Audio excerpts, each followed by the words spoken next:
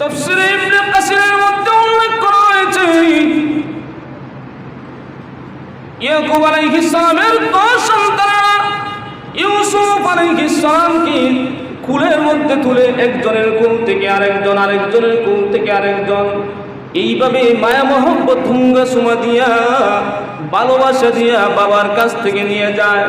যেই মাত্র বাবার কাছ থেকেই ওগু চলে গেছে, আল্লামা সুদ্দী রহমাতুল্লাহি আলাইহি ওনার কিতাবের মধ্যে উল্লেখ করেছেন ইয়াকুব আলাইহিস সালামকে যখন আর দেখা যায় না, ইয়াকুব আলাইহিস সালাম যখন একটা পাহাড়ের আড়ালে, রাস্তার আড়ালে পড়ে গেছে, অমনি যে ভাইয়ের কুলের মধ্যে ইউসুফ পয়গম্বর ছিল আসাস দিয়ে জমিনের মধ্যে ছাড়ছে।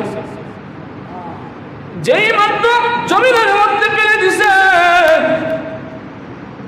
ইউসুফ আলাইহিস সালাম আরেক ভাইয়ের কাছে গেল।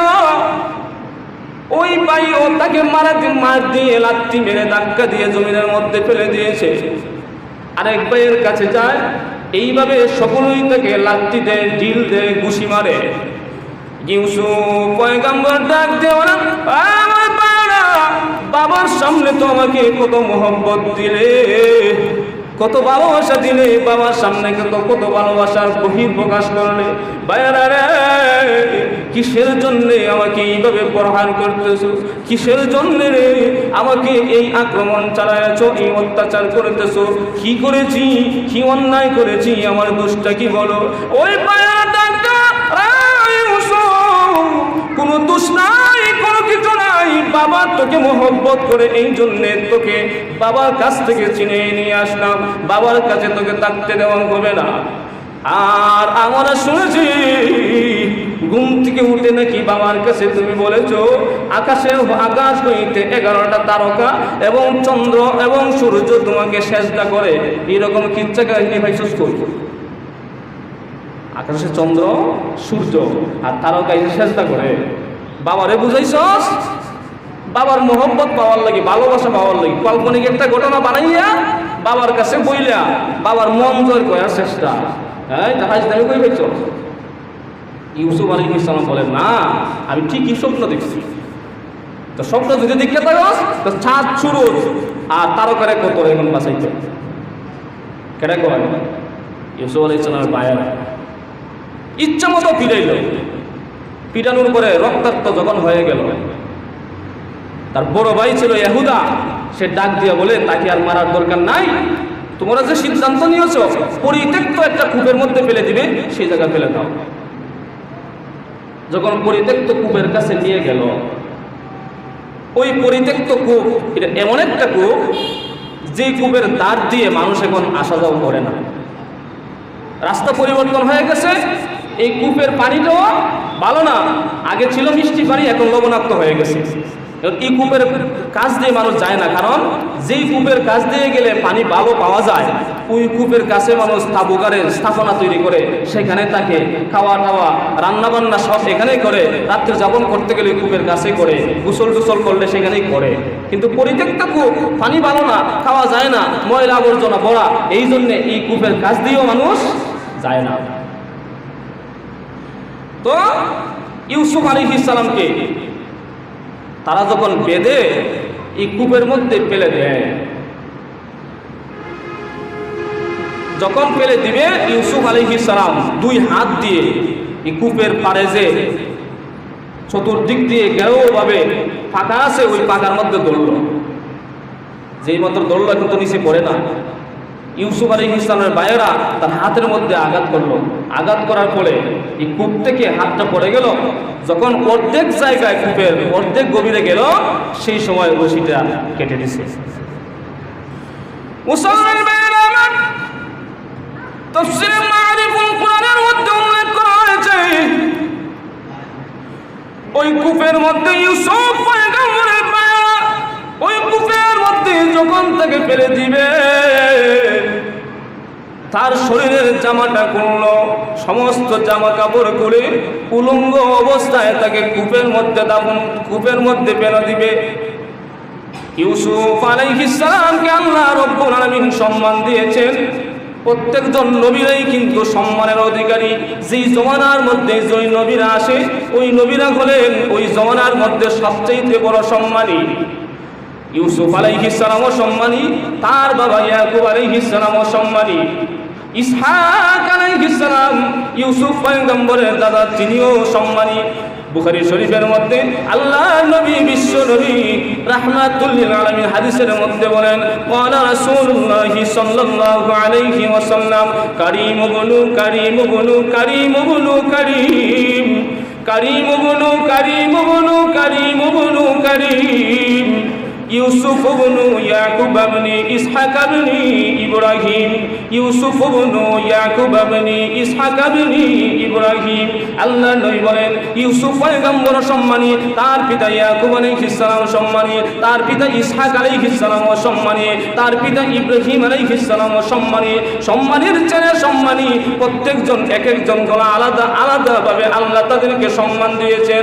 ইউসুফ পয়গম্বর সম্মানী হওয়ার পরেও তার পায়েরা যখন উলঙ্গ করে কূপের মধ্যে ছেড়ে দিয়েছে, আল্লাহ রাব্বুল আলামিন ডাক দিয়ে বলেন, জিবরাইল রে যা যা, আমার পয়গম্বর ইউসুফ আলাইহিস সালামকে তার পায়েরা কূপের মধ্যে ছেড়ে দিয়েছে।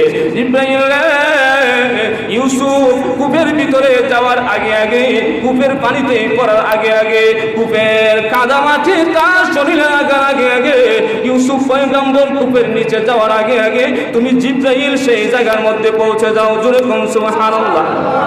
তাফসীর কিতাবের মধ্যে উল্লেখ করা হয়েছে, জিবরাইল আলাইহিস সালাম বলেন, আমি তো ছিলাম সিদরাতুল মুনতাহার মধ্যে, সেইখান থেকে যখন আল্লাহ রাব্বুল আলামিন আমাকে হুকুম দিয়েছেন, আমি তাকাই দেখি ইউসুফ পয়গম্বরকে তার পায়েরা ছেড়ে দিয়েছে। আমি সিদরাতুল মুনতাহা হইতে 600 নূরের ডানা একসাথে বাড়ি দিলাম। আমি যাইতেছি কূপের ভিতরে ঢোকার জন্য, আমি রাস্তার মধ্যে তাকায় দেখে ইউসুফও যায় আমিও যাই। সুবহানাল্লাহ। ইউসুফও যায় আমিও কূপের ভিতরে যাই। এইভাবে 600 নূরের পাকা একবারে পাড়ি দিয়ে আমি কূপের ভিতরে গিয়ে দাঁড়িয়ে রয়েছি। তাকায় দেখি ইউসুফ পয়গম্বর এখনো কূপের নিচে প্রবেশ করে নাই। কতটুকু স্পিডে গেছে? কূপের মধ্যে সারার পরে আল্লাহ হুকুম দিছে, জিবরাইল ইউসুফের শরীরে যেন কূপের পানি না লাগে, এই কাদা মাটি যেন না লাগে। সিদরাতুল মুনতাহা থেকে এই ডানা পাড়ি দিয়া উনি দেখে রাস্তার মধ্যে আমি দেখছি ইউসুফ আইতেছে। আমিও নিচের দিকে যাই, নিচে যাইয়া এই কূপের নিচে, নলকূপের নিচে আমি দাঁড়াইয়া রইলাম। দেখি ইউসুফ এখনো আইতেছে, রাস্তায় আসে। কতটুকু স্পিডে গেছে? যখন ইউসুফ আলাইহিস সালাম কূপের ভিতরে গেলেন, জিবরাইল আলাইহিস সালাম ডানাটা প্রশস্ত করে দিলেন। ওই ডানার মধ্যে ইউসুফ আলাইহিস সালামকে জিবরাইল আলাইহিস সালাম বসাইলেন। আল্লাহ রাব্বুল আলামিন ডাক দিয়ে বলেন, হে জিবরাইল, আমার পয়গম্বর ইউসুফ যাকে আমি নবুয়তি দান করব, তাকে তার বাইরে উলঙ্গ করে দিয়েছে। ছোট হইলে তো বড় হলে নবী হবে, নবীরা কোনো সময় উলঙ্গ থাকতে পারে না। তার শরীরের মধ্যে জান্নাতি পোশাক পরাইয়া দাও। জোরে করেন সুবহানাল্লাহ।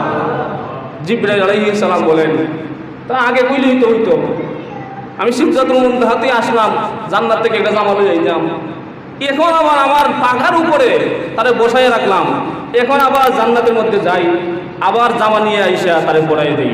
আল্লাহ বলেন, জান্নাতে যাওয়ার দরকার নাই। তাকায় দেখো ইউসুফ আলাইহিস সালামের গলার মধ্যে একটা তাবিজ আছে। কি আছে? জোরে কথা বলেন। তাবিজ লটকায় না? অসুস্থ হইলে, জিন ভূতে ধরলে, জাদু টোনা করলে, অনেকে কয় তাবিজ জায়েজ নাই, এটি চলছে ব্যাখ্যা। তাবিজ শব্দের অর্থ হলো আল্লাহর কাছে আশ্রয় চাওয়া, পানা চাওয়া। অনেকে তাবিজ এবং তামিমার মধ্যে দুটোটাকে এক করে ফেলে। তামিমা হলো নাজায়েজ, তাবিজ হালাল জায়েজ। তামিমা হলো একটা পাথর, এই পাথর অনেক সময় গলার মধ্যে বেঁধে মানুষের বিভিন্ন আশা করে যে এই পাথরটা যদি গলায় থাকে আমার বিপদ থেকে বাঁচাবে, বিভিন্ন সমস্যা থেকে আমাকে হেফাজত করবে, রুজি রোজগার বাড়বে। এরকম অনেক দেখেন কষ্টদাতুর আংটি মানুষের বাজারের মধ্যে মাইকিং করে করে বেছে। কষ্টদাতুর আংটি যদি হাতের মধ্যে রাখো, তার বিপদ আপদ কাটবে, রিজেক্ট বাড়বে, তোমার বিভিন্ন সমস্যা দূর হবে। যার বিবাহ হয় না তারা বিবাহ হবে, যে মেয়ের বিবাহ হয় না হাতের মধ্যে লাগিয়ে দিলে বিয়ে হবে। কয় কি কয় না? দূরে কথা বলেন। এগুলো না যায়, এগুলো কি না যায়। ওই তামিমা হলো একটা পাথর, এই পাথর ব্যবহার করা না যায়, তামিমা ব্যবহার করা না যায়। তাওয়িজ ব্যবহার করা কি যায়? আল্লাহর নবীর সাহাবী ইবনে মাসউদ রাদিয়াল্লাহু তাআলা তার সন্তানদেরকে, ছোট ছোট সন্তানদেরকে শয়তানের হাত থেকে বাঁচানোর জন্য, বিভিন্ন রূপ থেকে হেফাজত করার জন্য যে সন্তানরা অবুঝ তাদের গলার মধ্যে কোরআন আয়াত লিখে লিখে তাবিজ বানিয়ে দিতেন। সহিহ হাদিসের মধ্যে আছে। তাবিজ দেওয়া যায়, তামিমা দেওয়া হারাম, তামিমা দেওয়া হারাম। আজকে বুঝছেন তো আল্লাহ তাআলা ডাক দিয়ে বলে, তাকায় দেখো ইউসুফের গলার মধ্যে একটা তাবিজ ঝুলানো আছে, তাবিজটা খুলো। তাবিজের ভিতরে একটা জামা আছে। তাবিজের ভিতরে কি আছে? আপনারা মনে মনে কইবেন যে হুজুরে মনে সব আজগবি ঘটনা কইতেছে। আসলে ওই তাবিজের ভিতরে কি আছে? জামা আছে। ওই জামাটা হলো জান্নাতি পোশাক। জোরে কোন সুবহানাল্লাহ। মুসলমান ভাইরা আমার, আল্লাহ রাব্বুল আলামিন ডাক দিয়ে বলেন, এ জিবরাইল, জানোনি ওই জামাটা কোথায় থেকে আসলো? যেই সময়ে ইব্রাহিম আলাইহিস সালামকে নমরুদের আগুনের মধ্যে ফেলে দেওয়া হয়েছিল, কাপড় চোপড় খুলে উলঙ্গ অবস্থায় আমার পয়গম্বর ইব্রাহিমকে যখন আগুনের মধ্যে পালানো হবে, ওই সময় তোমাকে হুকুম দিয়েছিলাম জান্নাত হইতে একটা পোশাক নিয়ে আমার পয়গম্বর ইব্রাহিমের শরীরের মধ্যে দিয়ে দাও। আল্লাহ মনে আছে ওই যে জান্নাতি পোশাক ইব্রাহিমকে পরায় দেওয়া হয়েছিল, সেটা তো আর দুনিয়া থেকে জান্নাতে পৌঁছায় নাই, দুনিয়াতে রয়ে গেছে। ইব্রাহিম আলাইহিস সালামের যে পোশাকটা তার ছেলে ইসহাক আলাইহিস সালামকে দিয়েছিলেন, ইসহাক আলাইহিস সালাম ওই পোশাকটা ইয়াকুব আলাইহিস সালামকে দিয়েছিলেন। ইয়াকুব আলাইহিস সালাম যখন দেখলেন ইউসুফ পয়গম্বর, তার মধ্যে এমন কিছু জিনিস দেখা যায় বড় হলে আল্লাহ রাব্বুল আলামিন তাকে নবী বানাবেন, এই জন্য পোশাকটাকে ছোট করে একটা তাবিজের ভিতরে করে ইউসুফ আলাইহিস সালামের গলার মধ্যে ঝুলাইয়া দিয়েছে। এমন একটা পোশাক, এমন জান্নাতি পোশাক, ছোট করলে ছোট হয়, টান দিলে বড় হয়। ছোট করলে একেবারে তাবিজের মতো হয়ে যায়।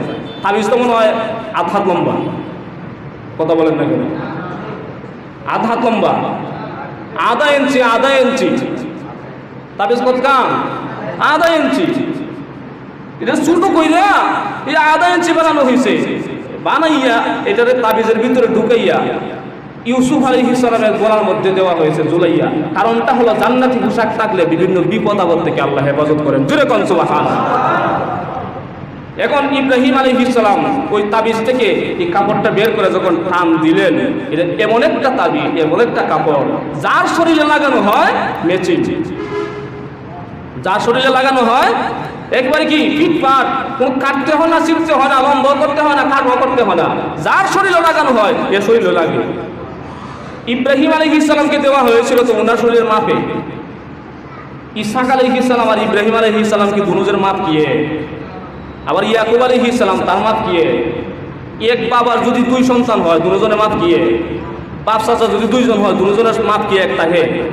আবার দাদা নাতির মাপ কি এক থাকে? কথা বলেন না কেন? হাতের পাঁচ আঙ্গুল কি সমান?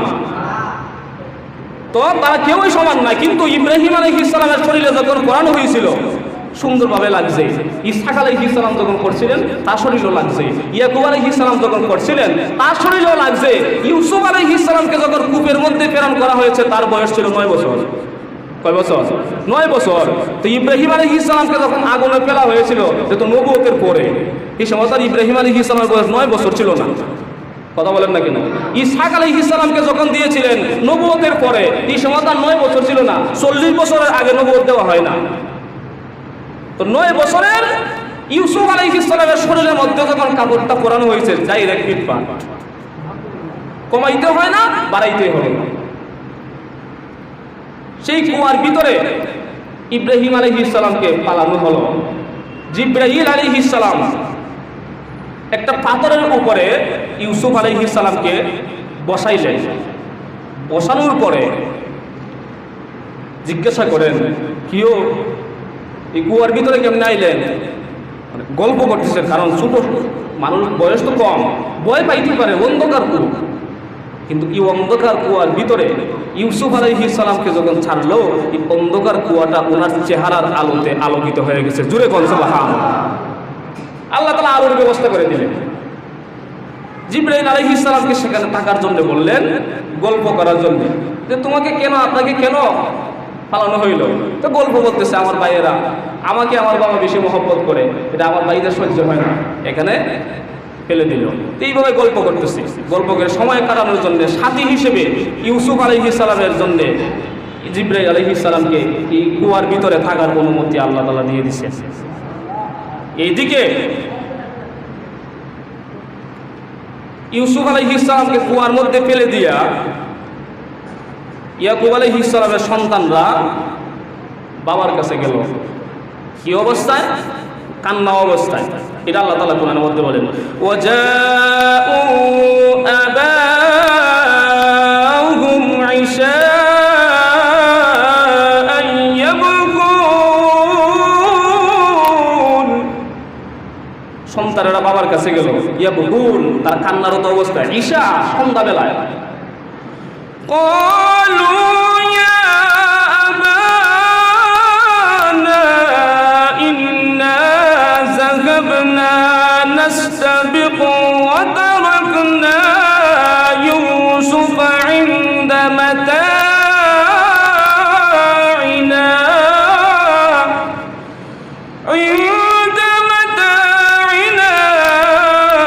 فأكله الذئب وما أنت بمؤمن لنا ولو كنا صادقين।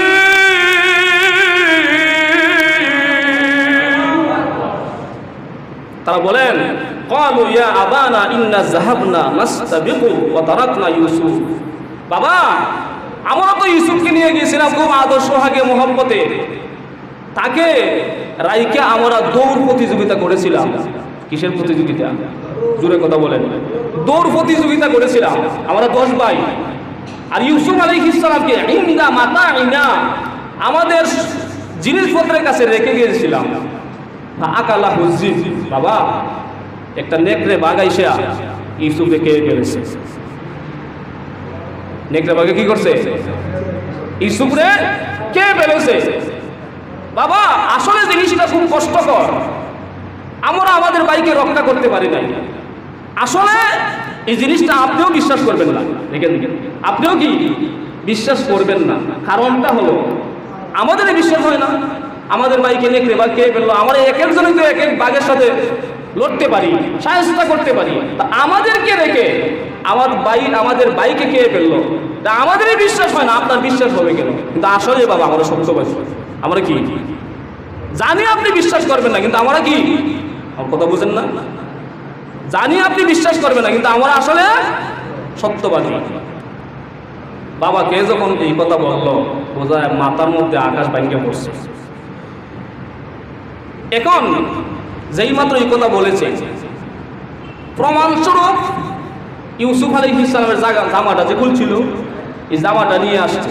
কিভাবে নিয়ে আসলো এটা আল্লাহ তাআলা কোরআনের মধ্যে বলেন, ওয়াজাউ আলা কামিসিহি বিদামিন কাযিব قال بل سولت لكم أنفسكم أمرا فصبر جميل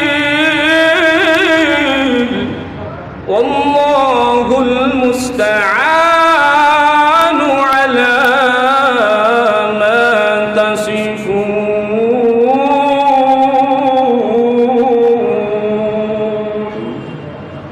জামাটা নিয়ে আসলো, একটা বকরি জবাই কইরা এই বকরির রক্ত জামার মধ্যে মিশাইয়া, জামার মধ্যে ভরাইয়া বাবার কাছে নিয়ে আসলো। বাবা, জানি আপনি বিশ্বাস করবেন না, আমরা কিছু পাই না, শুধুমাত্র এই নেন জামাটা। এই জামাটা আমরা বাঘের কাছ থেকে চিনে আনতে পারছি, এই জামাটা দিয়ে কে আপনার মনটাকে শান্ত করবেন, মনটাকে কি করেন। আসলে ছেলেদের যুক্তি সত্য না মিথ্যা? কথা বলেন, ঘটনা বুঝতেছেন তো? আচ্ছা, কেটা কেটে ঘুমাইতেছেন দেখি, ঘুমাইতেছেন কেটা কেটা, ঘটনা বুঝতেছেন তো? জামার মধ্যে কি ভরাইছে? জোরে বলেন, কিসের রক্ত? বকরি জবাই করিয়া। বলতেছে এই নেন, কিছু পাই না, আইসা দেখি ইউসুফরে খেয়ে ফেলছে, কিন্তু ওই যে জামাটা রয়েছে, জামাটা তার খাইতে পারে না, আমরা তো বেড়ার বেড়া জামাটা ছিঁড়ে আনছি।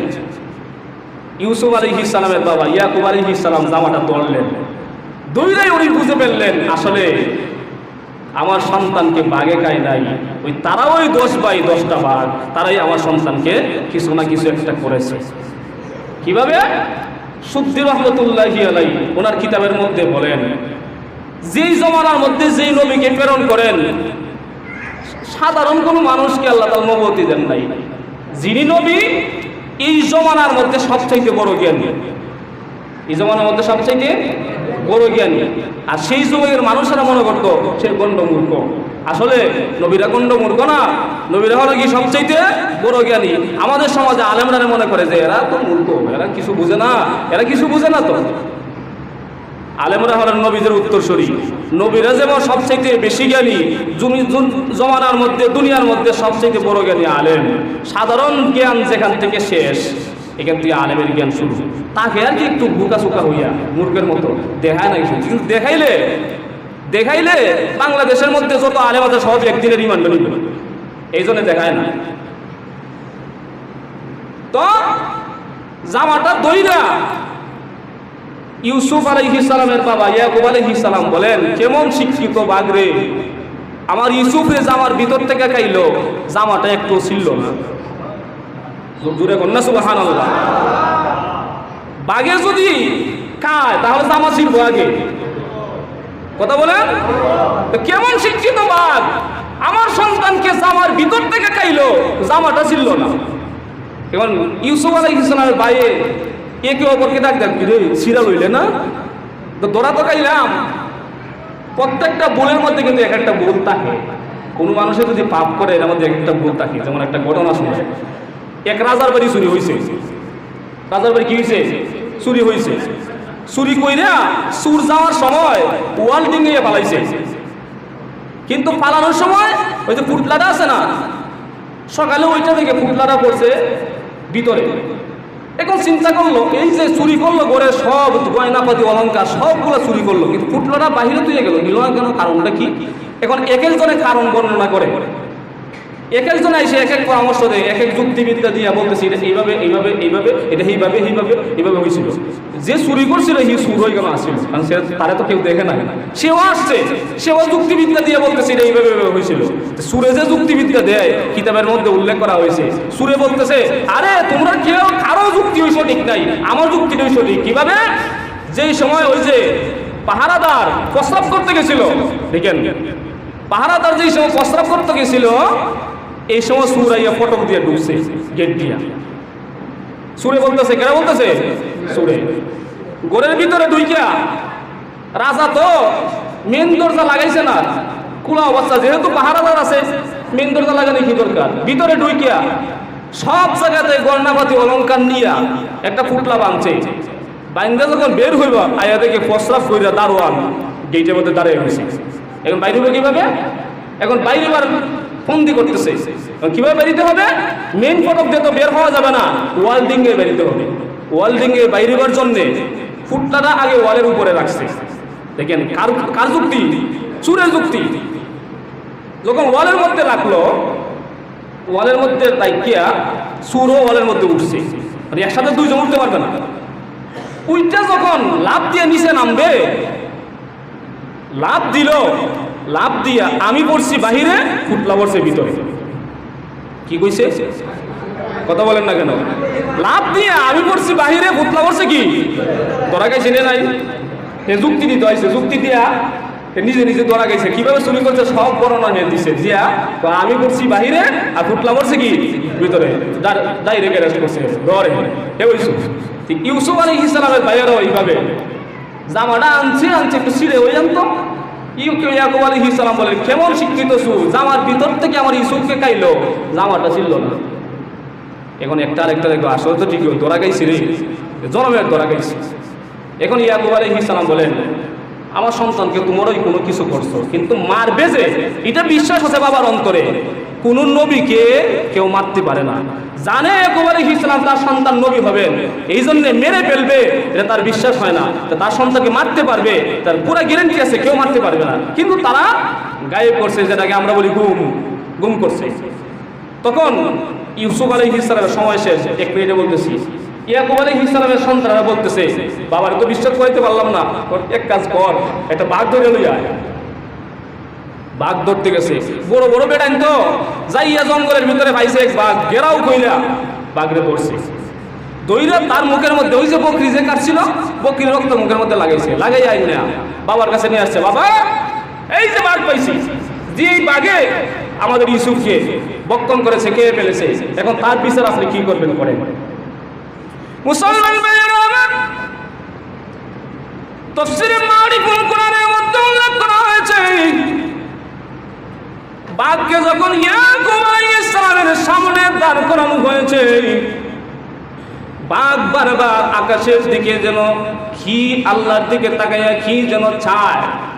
ইয়াকুব আলাইহিস সালাম প্রশ্ন করে, বাঘে কিসের জন্য আমার সন্তানটাকে তুই কাইলে বল।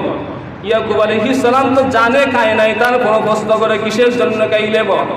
বাঘ বারবার আকাশের দিকে মাথা উঠাইয়া গর্জন করে কি যেন চায়। হঠাৎ করে তাকায় দেখে বাঘের জবানটা আল্লাহ খুলে দিয়েছেন, জোরে কোন সুবহানাল্লাহ। বাঘ ডাক দিয়ে বলেন, ওগো আল্লাহর নবী ইয়াকুব, আপনার সন্তানকে আমি খাই নাই, জীবনে ইউসুফকে আমি কল্পনাতেও দেখি নাই, বাস্তবে দেখবো দূরের কথা, আর আপনার সন্তান নবী হবে এটা আমি জানি। নবীকে কোনো পশু পাখি খাওয়া তার জন্য হারাম। জানেননি গো, আপনি যে দুঃখে দুঃখী, আমিও সেই দুঃখেই হলাম দুঃখী। আপনি আপনার একটা সন্তানকে হারাইছেন, আজকে 3 দিন হয়ে যায়, আমার 2টা সন্তানকে আমি হারাইয়া পাগল। বাগে হারাইছে কয়টা? 2টা। দূরে কথা বলে কয়টা? আপনি হারাইছেন একটা, আমি হারাইছি 2টা। আপনি যেই দুঃখে দুঃখী, আমিও সেই দুঃখেই দুঃখী। জানেননি, সারা বন জঙ্গল ঘুরে আমার সন্তানদেরকে যখন পাই না, মনের মধ্যে বেতানিয়া কান্ত শান্ত অবস্থায় যখন আমি ঘুমিয়ে রইলাম, আপনার সন্তানেরা আমাকে ধরে নিয়ে এসেছে। খোদার কসম করে বলি গো, জিন্দেগিতে আপনার ছেলে ইউসুফের চেহারাও আমি দেখি নাই। ইয়াকুব আলাইহিস সালাম বলেন, কি রে বাঘে দিয়ে কয় খাইছে না? তখন ছেলেরা বুঝতে পারলো যে বাবা সত্য ঘটনা কি জেনে গেছেন। কুরআনের মধ্যে উল্লেখ আছে, ফাসতাবরুন জামিল, উনি ধৈর্য ধারণ করলেন। ছেলেদের সাথে সাফাসাফি বাড়াবাড়ি করে উনি পারবেন না, এই জন্য উনি ধৈর্য ধারণ করলেন, আর বললেন যা কিছু তোমাদের ব্যাপারে সিদ্ধান্ত আল্লাহ গ্রহণ করবেন, আমি আল্লাহর উপর ছেড়ে দিচ্ছি। আমাদের ঘটনা আজকে এখানে থাকুক, আগামী শুক্রবার থেকে বাকি আলোচনা হবে। যতক্ষণ আলোচনা করছে আল্লাহ রাব্বুল আলামিন আমাদের সবাইকে আমল করার তৌফিক দান করুন, সকলেই বলি আমিন। ওয়া আখিরু দাওয়ানা আলহামদুলিল্লাহি রাব্বিল আলামিন।